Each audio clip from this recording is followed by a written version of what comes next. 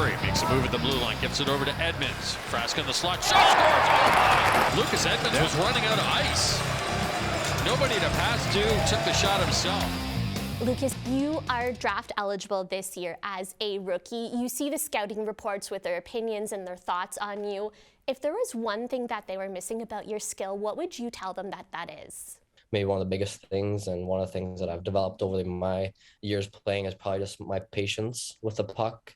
I feel like that's one of my strong suits. Instead of when I get the puck, instead of maybe throwing it away or making a bad play, I'll maybe take those couple extra seconds to make sure that whatever play I'm making is constructive and a good one. Where would you say your skill has developed the most since your arrival in Kingston?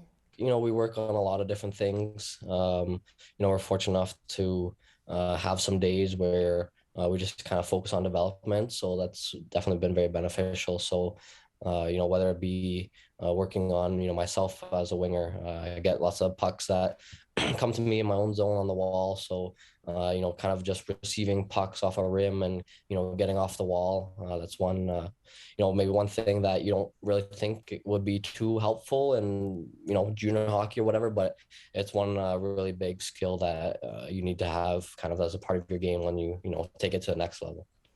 And you did choose a little bit more of an untraditional route on your way to the OHL. Can you tell me what kind of initiated that thought to play in Sweden? What drew you to that league?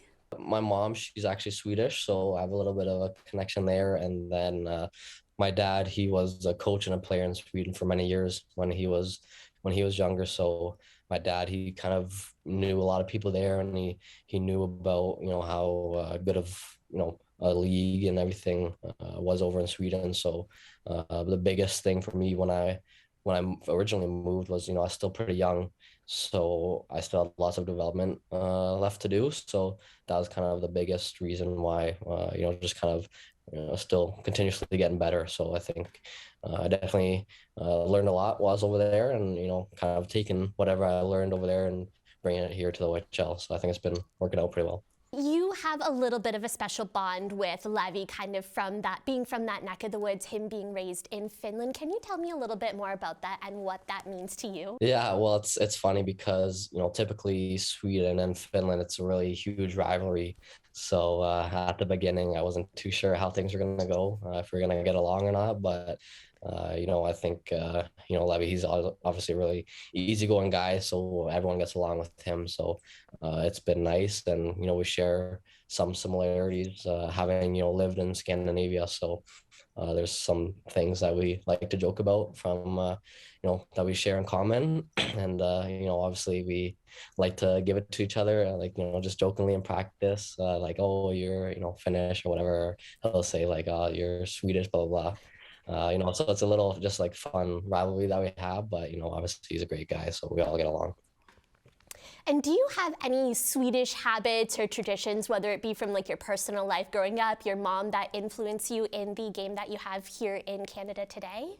Yeah, I think, kind of now after I've been living in Canada now for an extended period of time, some of those have kind of gone away. But when I was, living mainly in Sweden, then obviously there's lots of parts of, just like my everyday life that would kind of have that Swedish influence. I'd find myself sometimes thinking in Swedish, and maybe if I'd be talking in English, I'd kind of formulate the sentence in the Swedish way, like where it's, grammatically correct in that way. So there's just little things, but, now I've kind of gone back to what it's like, living over here. So, obviously I really enjoyed my time there, but it's, nice to be home. Tell me a little bit about the differences between the two leagues and kind of their development style. One of the biggest things that they kind of focus on over there in Sweden at all ages is kind of the defensive side of the game.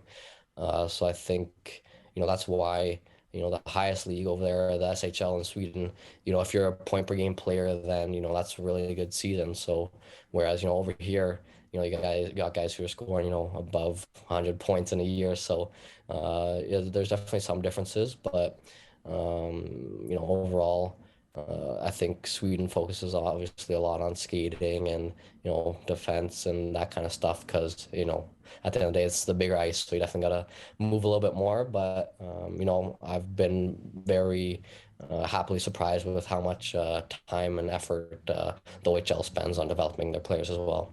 Since the beginning of this season, have you changed your sights at all on the goals and achievements that you want to see by the time the season wraps up? Coming into the season, it was, I kind of knew what to expect, but kind of didn't. It would obviously be my first year playing in the OHL, and I had played junior in Sweden, but I wasn't too sure how that kind of stacked up compared to here. My main goal was obviously to make sure that the team is winning, and if I can produce offensively, because that's kind of the player that I like to view myself as, then that is obviously a bonus. So we had.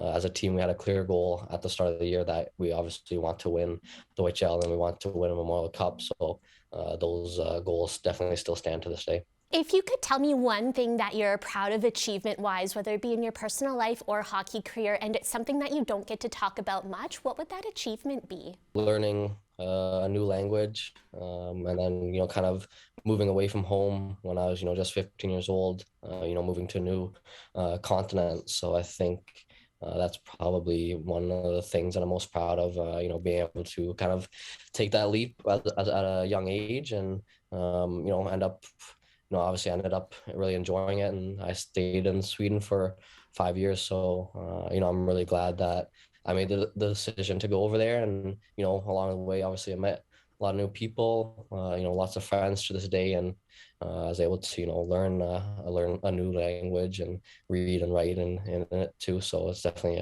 a good life skill to have. Your dad is a major influence in your life. Can you tell me a little bit about that bond that you have with him and what that means to you? Since a young age, he's always, put a hockey stick in my hand, and, he's always definitely wanted to push me to play hockey. And so, right from the start, I really loved it and just had this, passion for the game. So he's such a rich resource of knowledge for me, to any, he does everything in his power to help me and, help me succeed. So, I always am grateful for whatever feedback he gives me, whether it be, things I need to work on or things I did well.